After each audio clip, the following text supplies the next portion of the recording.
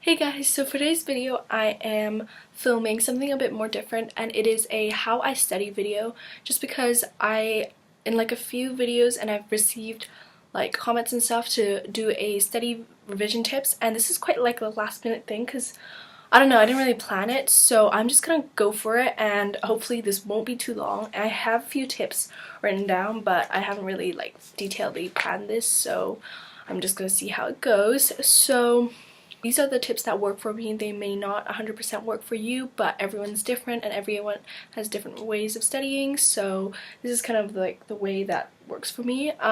So I'm just gonna get started. So the first tip I have is just to organize slash prioritize. So basically I recommend just kind of writing a list of what you have to do and kind of make a timetable if it helps you. But for me it doesn't really help me because I just feel pressured to finish something on a certain day, when usually I want to put more time into like revision, obviously. But if I wrote like a list of like 10 things to do and I only finished like 5 things, but I did it really well, I'd be still fine with it. But like making a timetable would make me more stressed out, so it can have pros and cons, timetabling, but I feel like it just really depends on the person. The second one I recommend heavily is to take breaks, because if not you just get so bored and you like get so unmotivated. So I'd say do like, this is basically how I do like an hour of work, and then I do like 15-20 minutes of just kind of do whatever I want, and then another an hour, because that just kind of works for me. Or I do half an hour and then an hour and a half or something like that. I think it's like the best way. And I also, during those breaks, I like to have meals and stuff and eat some snacks, drink water. But obviously if it's like a lunch break, obviously I'll have like an hour to myself. But that's reasonable. But I do recommend between revision sessions do take breaks, because they help so much.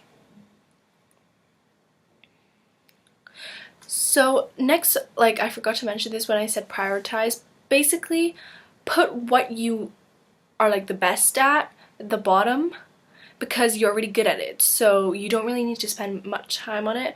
So I recommend putting everything you don't like or not as good at on top of your list to do, because that used to be my problem. I used to do like things that I was already good at, and I'd put it on top of my list, and things I wasn't that good at I'd get super bad grades in. I really recommend prioritizing and just deciding for yourself what works and what doesn't work for me, because it really does help you kind of balance it out. So basically now I'm going to go on to the actual studying. So what I do, I'm not going to go over like every single subject. It's kind of like an overview for what I do. So for pretty much every subject I have notes on them, and basically obviously in school we do notes, but I kind of like to rewrite them because it helps me remember first, and I do it in like a nicer font, and if I don't understand anything I kind of can do like whatever I want with these notes. So yeah, this is I have 2 of these. So this one is the folder, this is like breakings folder. It is the, what does it say? It's the science and math one. So, oh, it's so heavy, oh my god.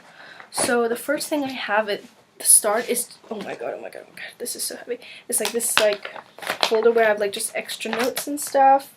And then after that I can, okay, this is not a good start. This is chemistry, and I have like most of these in Ziploc, not Ziploc, like plastic wallets, just because it helps them last and they don't break off, and because I had most of these notes for like 2 years, obviously, because the GCSE course is 2 years, so I just like to keep them safe. Not all of them are in plastic wallets, just because I didn't have enough, but I'm gonna get more and put all my notes in plastic wallets, just because it helps keep them nice and new looking. And so yeah, I just kind of do this for every single subject, just because I feel like it really does help me, and I like that I'm writing, I like that it's like my own handwriting, so I feel like I learn from it more. So yeah, that's good. I also put all my tests, whether it's good or bad, here, and then I'll redo them like as past papers kind of. I also have another one of these for like English, languages, and humanities. So yeah, in case you were wondering, my 4 subjects that I chose was geography, history, Spanish, and French, and then all the core subjects I have to do, and triple science I do. So that's that. And then for science, basically what we get are these little booklets, like folders, where they give you the past, okay, I'm going to show you.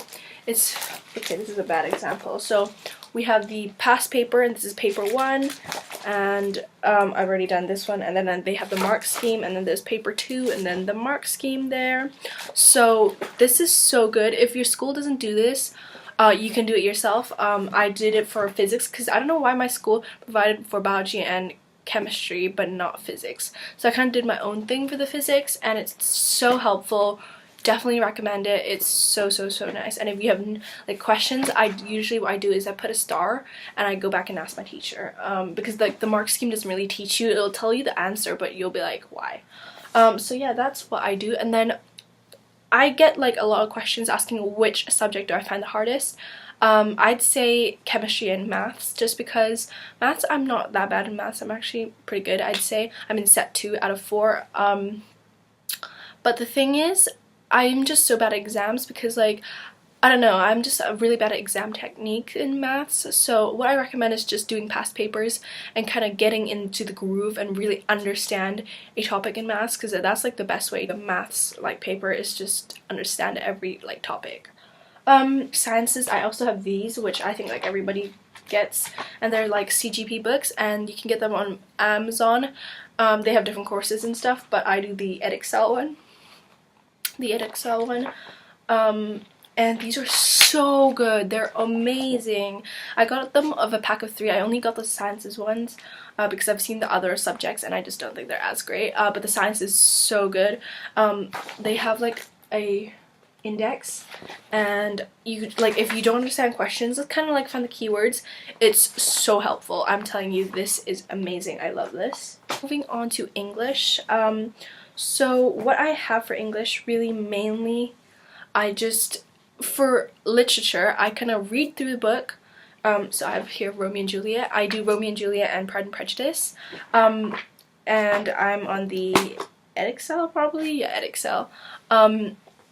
But basically what I do for Romeo and Juliet and like Pride and Prejudice is that I go through each chapter and I kind of just make a chapter summaries on my laptop, and then I do each character, like the main characters, and each like important scene, I list them down below and what they show of the character in a quote or two, and then themes at the bottom. So I kind of do that for both books. And I also I had these, which is the York Notes. They're just a great summary, I guess. If you don't really understand something, they're really basic. They don't go in great detail, but I think it's a good start. So yeah, I do use them sometimes. I don't think they're the greatest thing. I don't think you need them, but I think they're helpful, definitely. So yeah, that's what I do. And then I also get asked a lot, what is your like top like best subjects? I'd say languages, so Spanish and French. And then English is going, actually I used to like be really bad at English, I feel like, but now I'm getting like fine, so I'm really happy about that. And then history I'm pretty strong at.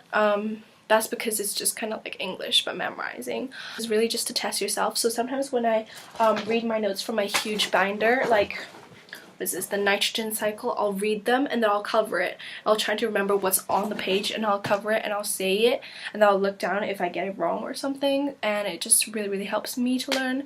So yeah, that's basically all the tips I have. Sorry, this video is kind of like a mess, but hope you guys enjoyed this video, and I'll see you guys in my next one. Bye!